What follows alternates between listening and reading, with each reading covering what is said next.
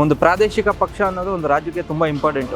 ಆ ಪ್ರಾದೇಶಿಕ ಪಕ್ಷ ಮುನ್ನಡೆಸೋ ಒಬ್ಬ ಕ್ಯಾಂಡಿಡೇಟ್ ಪ್ರಜ್ವಲ್ ರೇವಣ್ಣ ಆಗ್ಬೇಕಿತ್ತು. ದುರಂತ ಏನಂದ್ರೆ ಅವ್ರು ಮಾಡಿದ ಪಾಪ ಕರ್ಮಗಳು, ಕುಮಾರಸ್ವಾಮಿ ಅವರು ಮಾತೆತ್ತಿದ್ರೆ ಅವ್ರು ಚಿಕ್ಕಪ್ಪ ಅವರು ಬೇರೆ ಯಾರಾದ್ರೂ ಸ್ವಲ್ಪ ಒಂದು ಇದಾದ್ರೆ ಪೆಂದ್ರೆ ಬಿಟ್ಕೊಂಡು ಬರ್ತಾರೆ ಜೋಬಲ್ಲಿ, ನೋಡಿ ಬ್ರದರ್ ಬ್ರದರ್ ಬ್ರದರ್ ಅಂತ. ಇವಾಗ ಅವರು ಅಣ್ಣನ ಮಗನ್ಗೆ ಜೀವಾವಧಿ ಶಿಕ್ಷೆ ಆಗಿದೆ, ಯಾವುದೋ ಒಂದು ಮಾಡಬಾರ್ದು ಮಾಡಿ. ಅವರು ನೈತಿಕ ಹೊಣೆ ಹೊತ್ತು ಈ ಕ್ಷಣದಲ್ಲೇ ರಾಜೀನಾಮೆ ಕೊಡಬೇಕು. ಇನ್ನೊಂದು, ನಿಖಿಲ್ ಕುಮಾರಸ್ವಾಮಿ ಮಾತೆತ್ತಿದ್ರೆ ಮುಖ್ಯಮಂತ್ರಿ ಸಿದ್ದರಾಮಯ್ಯ ಅವ್ರ ಬಗ್ಗೆ ಎಲ್ಲಂದ್ರಲ್ಲೇ ದೊಡ್ಡ ರಾಜಕಾರಣಿ, ಇನ್ನೇನು ಒಂದು 50-60 ವರ್ಷ ಅನುಭವ ಐತೇನೋ ಆ ಮಟ್ಟದಲ್ಲಿ ರಾಜಕೀಯ ಮಾತಾಡ್ತಾರೆ. ನೈತಿಕ ಹೊಣೆ ಹೊತ್ತು ರಾಜೀನಾಮೆ ಕೊಟ್ಟು ಅವ್ರು ಆರಾಮಾಗಿ ಮನೇಲಿ ಇರೋದು ಬೆಟರ್. ಯಾರನ್ನ ಬೇರೆಯವರು ರಾಜ್ಯ ಮುನ್ನಡೆಸ್ತಾ ಇದ್ದಾರೆ ಆಲ್ರೆಡಿ, ಅವರೇ ನಡೆಸ್ಕೊಂಡು ಹೋಗ್ಲಿ. ದೇವೇಗೌಡರು ಈ ಒಂದು ಇನ್ಸಿಡೆಂಟ್ ಬಗ್ಗೆ ಸ್ವತಃ ಕ್ಷಮೆ ಕೇಳಿ ರಾಜಕೀಯ ನಿವೃತ್ತಿ ತಗೊಳ್ಳೋದು ಒಳ್ಳೇದು. ಯಾಕಂದ್ರೆ ಸ್ವಂತ ಮೊಮ್ಮಗ ಮಾಡಿರೋದು. ಬೇರೆ ಯಾರೋ ಮಾಡಿರೋ ಮಾತೆತ್ತಿರ ಗರ್ವಭಂಗ ಮಾಡ್ತೀನಿ, ಸಿದ್ದರಾಮಯ್ಯ ಮಾಡ್ತೀನಿ ಅಂದ್ರು, ಡಿ ಕೆ ಶಿವಕುಮಾರ್ ಅವರು ಮಾಡ್ತೀನಿ ಅಂದ್ರು ಚನ್ನಪಟ್ಟಣದ ಎಲೆಕ್ಷನ್ ಟೈಮಲ್ಲಿ.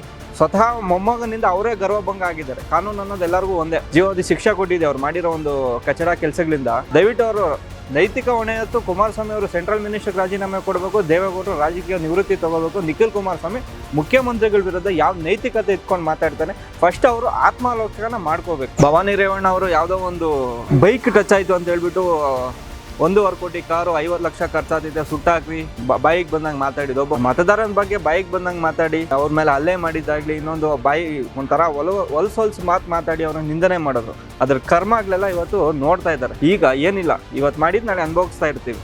ಕರ್ಮ ಅನ್ನೋದು ಕಾಣಿಸಲ್ಲ, ಬಟ್ ಕಾಡುತ್ತೆ.